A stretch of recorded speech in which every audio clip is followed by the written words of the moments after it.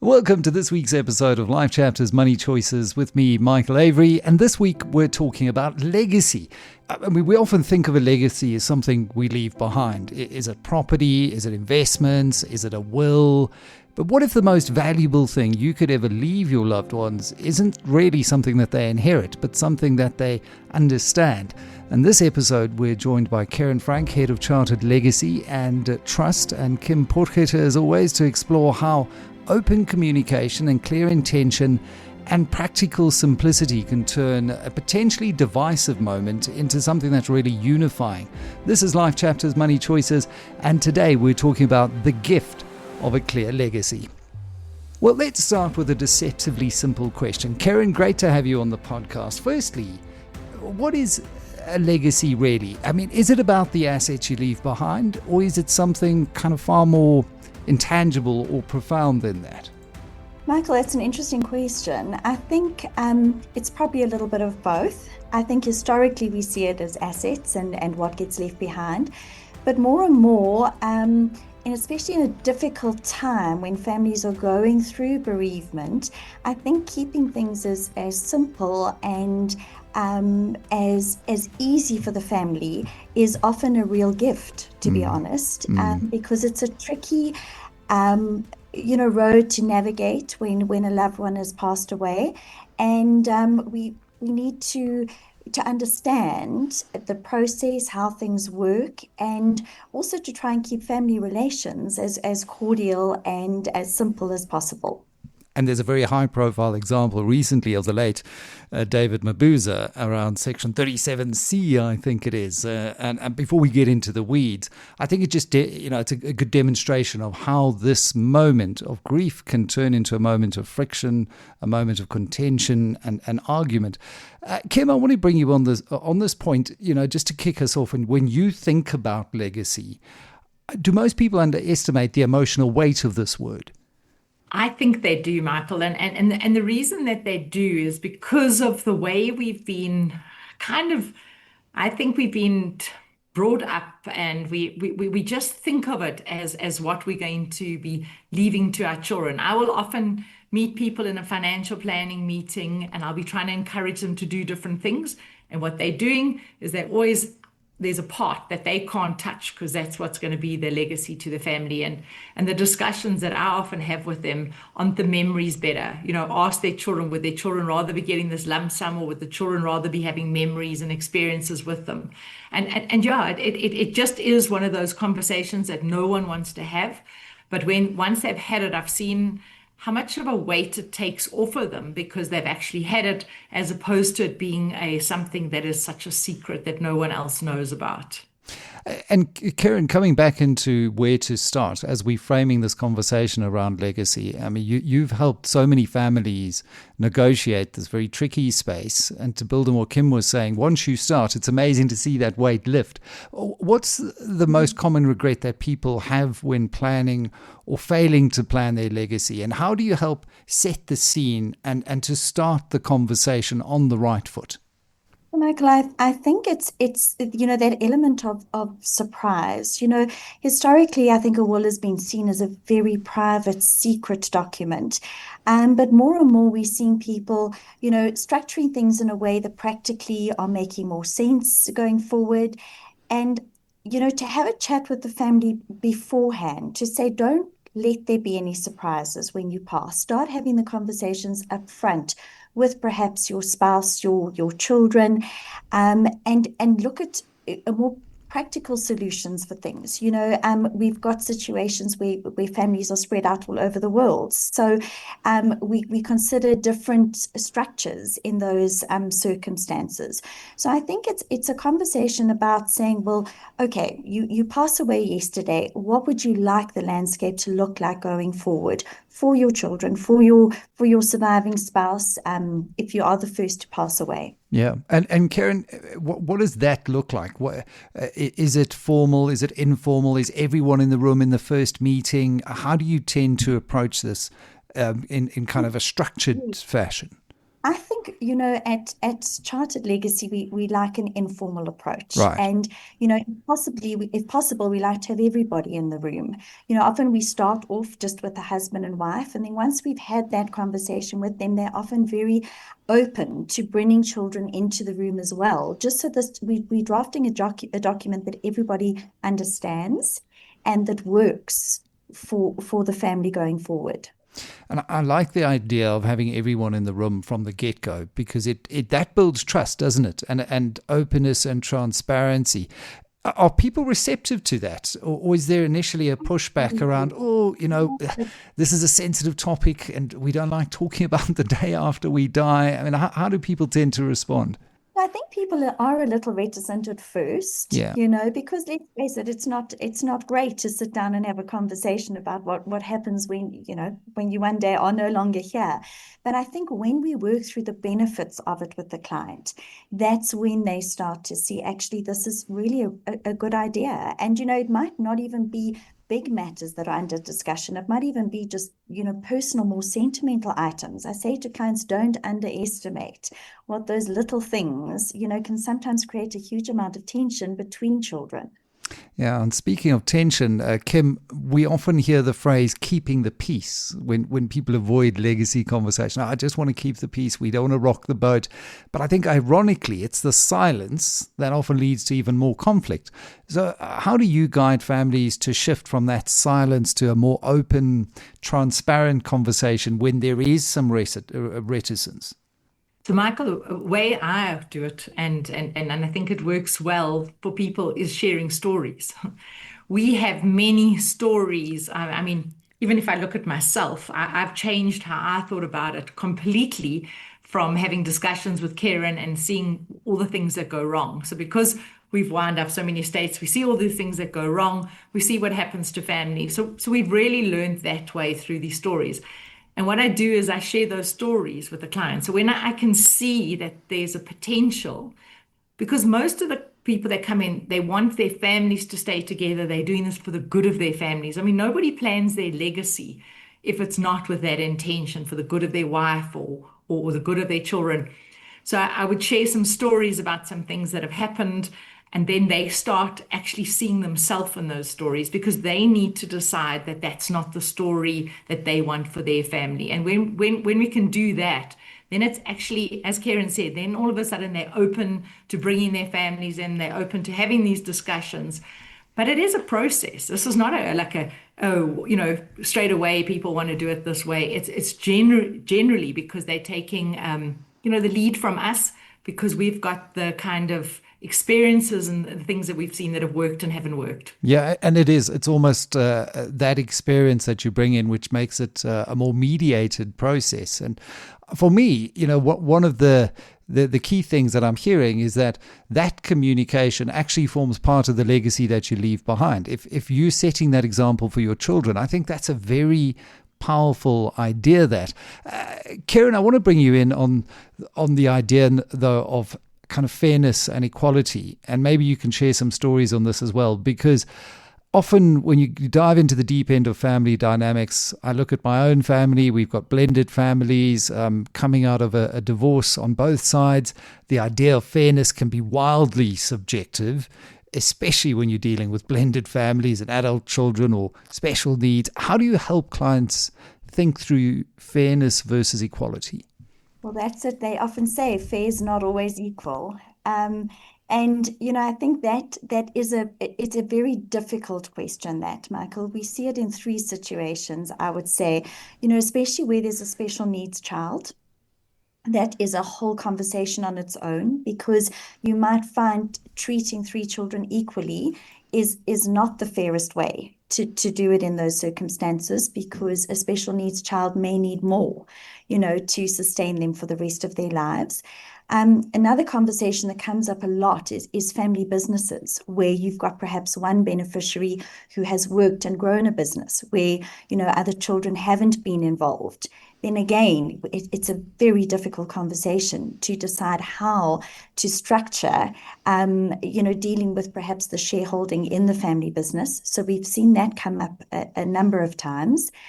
And then blended families always creates interesting discussions, especially where there's a second spouse that is being supported by the husband or the wife, and you've got children from a first marriage. Those are also tricky conversations to have.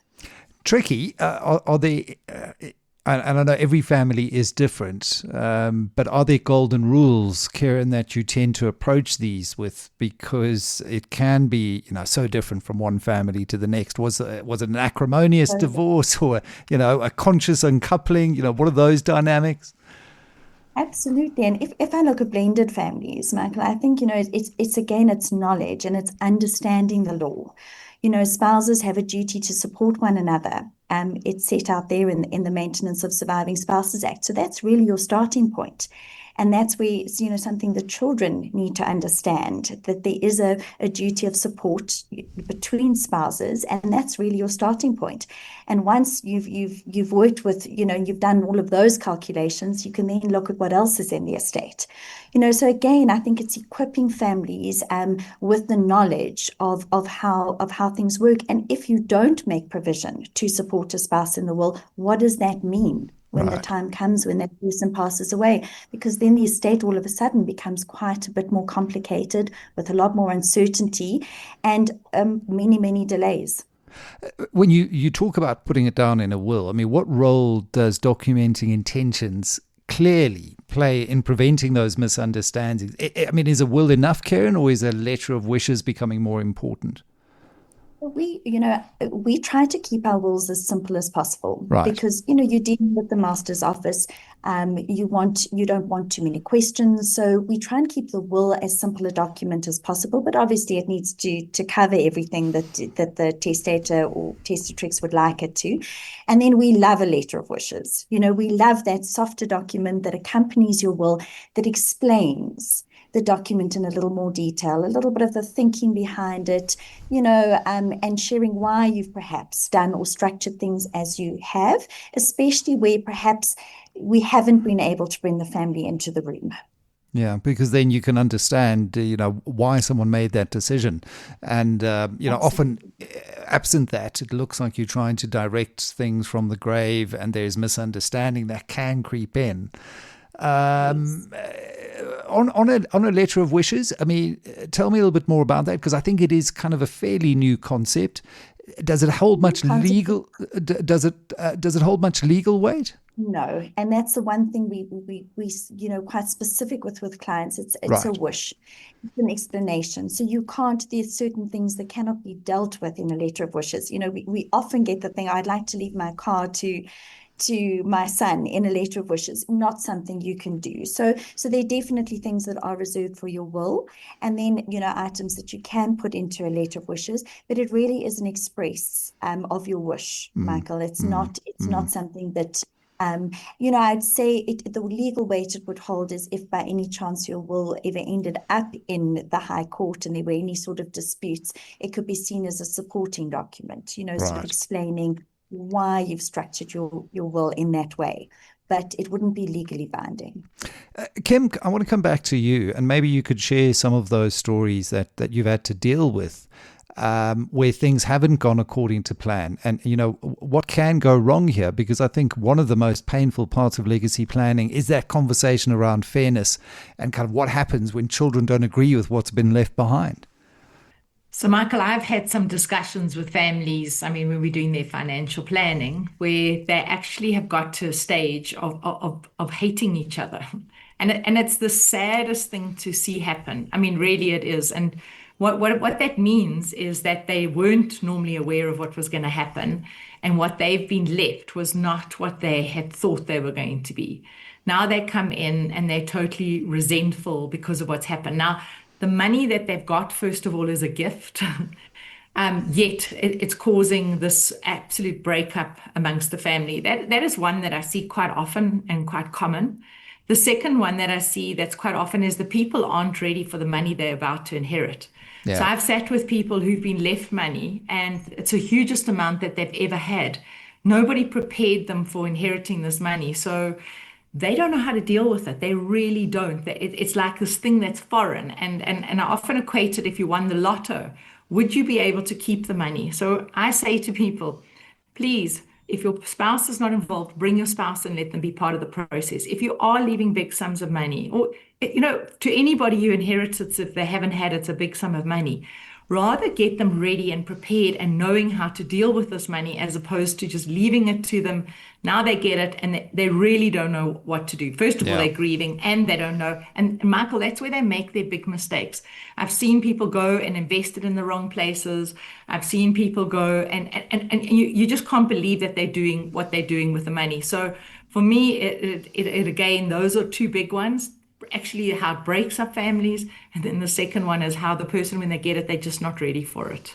And that doesn't really surprise me. I think a lot of the data as well shows you that even in the professions, in fact, often in the professions, if you're highly proficient, if you're a skilled surgeon or you've built a career, but you haven't built a career necessarily in financial planning, one can overestimate our ability to invest or to handle large sums of money, and it is an extremely difficult thing to do, and why you need financial advice and good financial planning. Have you ever been in a situation, Kim, where, let's say, in a blended family, the one spouse said, "I want to leave everything to the ex-wife, but don't tell my current wife," and you've got to keep it secret here? I mean, it's a very difficult position that often the financial planners are placed in. So Michael, I mean, Kerryn will tell you stories of where we have the meeting and the partners, they tell us what they're doing in front of each other, and then they leave and they phone us with something completely different. I mean, it puts us in the most awkward position. And then it's this conversation of us, because we can't ever say anything, us encouraging that partner to tell their spouse, because we've also had cases where people have had other families and they haven't told their own family about that family. And then it's come out in the winding up of the estate. Now, all of a sudden, it's our duty to tell this person who's grieving that actually her partner had another life and was supporting other people. Oh. So we look at all of this and we think, oh, this is never going to happen. We experience it, we live it, we see it, because at the end of the day, we all complex human beings. And when it comes to money, there's another layer of complexity in it. So I wish it was as simple as we would all want to believe it is. But life out there is complex, and in that way, so is winding up estates very complex. And that's why, Kerryn, coming back to what you said you like to do at Chartered Legacy, is it's keep it simple, stupid. It's the KISS principle. And, we're in a world where offshore trusts are trendy, intergenerational wealth vehicles, all of these complex tax structures, all of that's very trendy. But can they become too complicated? How do you balance protection with providing that simplicity and practicality? So, I'm in quite a unique position, Michael, in that I work very closely with the financial planners at Chartered Wealth. So often our will discussions go hand in hand with the financial and estate planning, Right. which is very, very fortuitous because, when people bring up these structures, I've got quite a lot of support from the financial planner with me in the room who explains, how exactly that's going to work and raises those concerns. You're making it quite a bit more complicated. There are instances where trusts are, for example, the correct vehicle to work within the will, but it's well thought out, and the reasons are put forward, and the clients leave knowing exactly if they are to set up the trust, what does that look like when they pass away? What are the costs? Who's going to be involved in the management of the trusts? So, as I say, I'm in a very fortunate position in that I don't draft wills in isolation. I draft wills with the client. It's a very in-depth discussion, and I do it with the financial planners. So the client is getting a lot of financial planning advice as well as tax advice at the same time. Yeah, because that is often when you want to go into a structure. I think there is a big tax component, and so I'm not saying that these structures should never be used, but it's horses for courses, and there obviously must be red flags when an estate plan has just become more about tax gymnastics than about real legacy. Yeah, of course. And we're in a very complex world with a lot of, a number of different jurisdictions that come into play because we have so many people with children overseas, for example, and we're Mm. dealing with jurisdictions in the United States, dealing with jurisdictions in Mauritius, all having their own succession laws and rules. And those all need to be taken into account when we are actually drafting that will. A question we faced with all the time is, do we draft a worldwide will for somebody, or do we draft, just a local will with a number of other jurisdictions having their own wills because their laws are different? Yeah, yeah. Uh, do you have a rule when it comes to executorship? And I know there's sometimes a belief that it should be the eldest surviving child, for example, but it's a difficult process. When my father passed away, my brother was the executor of the estate, and he had to go and deal with the master's office. As we know, he's in a state of dysfunction. It took months, and it's not really a pleasant thing to have to endure. It isn't. And I think we've seen a shift there. I would say, when I first started in this field, which was probably about 13, 14 years ago, very much the thinking was, make it the spouse, or perhaps, like you say, the eldest child. Sometimes people want to make it all children, treat everybody fairly, and Yeah. name all three children as executors. But as I think with education, and I think with the master's office being in continuous disarray, unfortunately, people are realizing it's a big responsibility. You're leaving somebody with a lot that on their hands. They have to make sure that this process is completed as efficiently as possible, and it's a difficult road to navigate. And we're definitely seeing a change in thinking where people are wanting to bring the professional executor on board. We always work very closely with the family. So I never feel that, that the clients are not in touch with what's happening in the estate. The children are kept very involved, but there's definitely a move to bringing a more professional person Mm. involved as, you know. Yeah, yeah. Kim, I want to bring you in here because when we're talking about this idea of how to keep things appropriately simple, there is inevitably going to be a layer of tax planning, and we've got capital gains tax and estate duties and donations tax and all of these things. But I mean, often what drives complexity, I think, is just a fear or wanting to have control of the process. And you've worked with so many clients that are navigating the family power dynamics and these legacy fears. What shows up for you when you see these overly intricate structures? Normally it is the tax, Michael. Everybody, often when we start the discussions, they go, well, we just don't want to pay as much estate duty, the CGT, we've got a whole lot of layers of tax. And what Kerryn was saying earlier, I think, is the secret to all of this. She works closely with a financial planner. When I look at people who have their estates wound up by other people, and I hear conversations around how they liquidated all of their investments, they just liquidated them all because, an executor charges 6% on these investments. But actually, that's not the best use for that money. So always taking into account the plan that's going to keep this money intact from a structure and a strategy point of view is so important. And what that does mean is that there is the conversation with the estate planning and the financial planning. They can't be seen as two disciplines on their own. My other big one, and where it comes in so often that people don't understand it, is when they write these wills and they leave things to this one, this one, this one.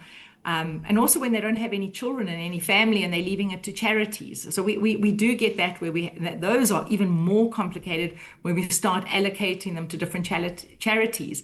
And then all of a sudden, when we're doing the work, there isn't the cash flow for it. There isn't the liquidity.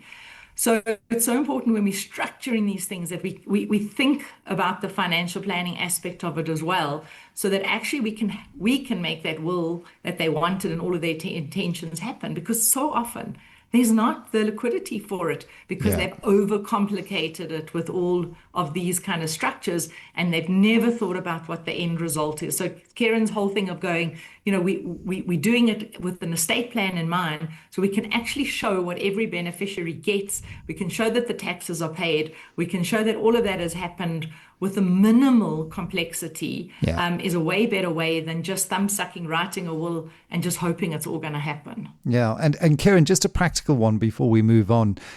For viewers and listeners who do have trusts, how can they avoid falling foul of Section 7C or being caught up in the sham trust trap? Because I know SARS is starting to look a lot more directly at these structures. So SARS is, Michael, and I think, the big thing is to have your trust correctly run while you're alive.